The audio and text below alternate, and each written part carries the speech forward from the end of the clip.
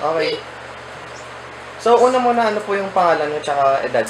Tsaka kung may asawa at anak. Ang pangalan ko is Michelle Santiago, 27 years old, may isang anak, tsaka may asawa. Gano'n kayo kadalas mag-Zumba? Tsaka mula kailan?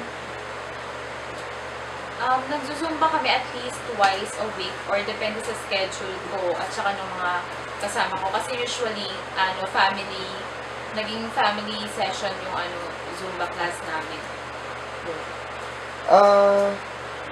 Ano yung naging dahilan kung bakit ka nagsimula mag-Zumba? Nung una, nung nauso yung Zumba, parang nagkaroon na kami ng interest na i-try. Kaya lang, minsan nakakatakot dahil kung napanood mo sila, puro kembot, gano'n.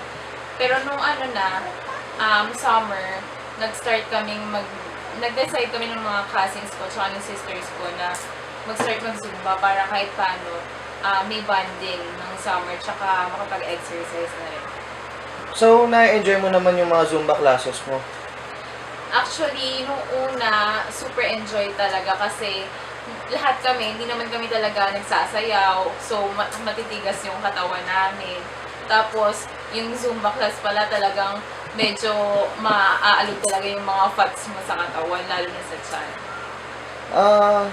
Paano nakakatulong yung enjoyment na yun sa pang-araw-araw mo na buhay? Nung nag-start kami mag-Zumba, nung una, nakakatulong talaga siya sa everyday life.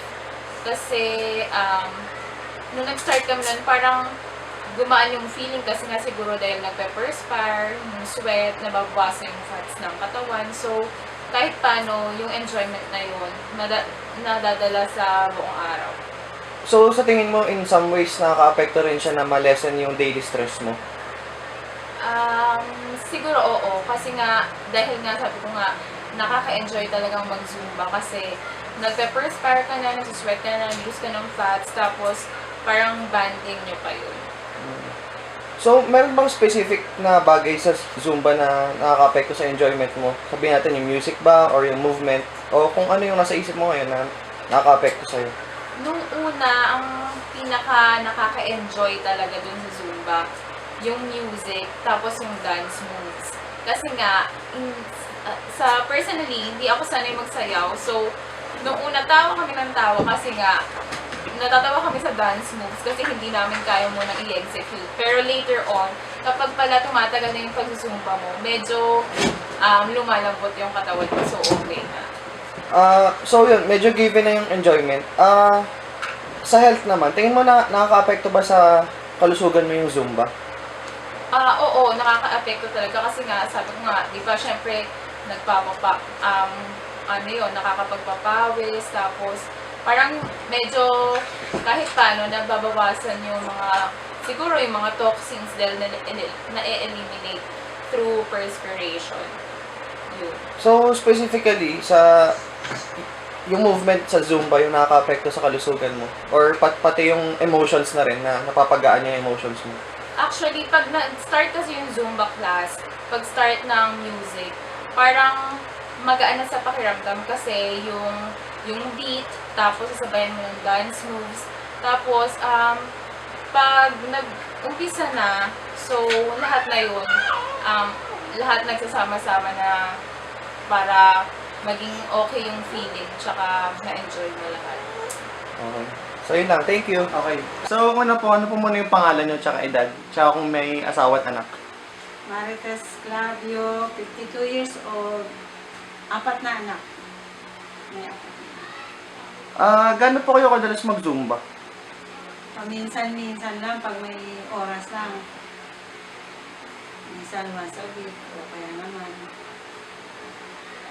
3 beses isang buwan, ganun lang. Sino yung nag-aya sa inyo para mag-Zumba o kayo lang mismo yung... Sarili ko lang kasi yung pinsan ko nakita ko nagsusumba kasi. Nagsusumba sila, parang naisipan ko lang subukan.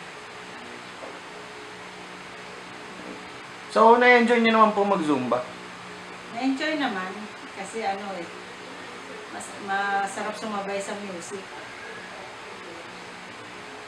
Tingin niyo paano po nakaka-apekto yung enjoyment na yun sa pang-araw-araw niyo na pamumuhay?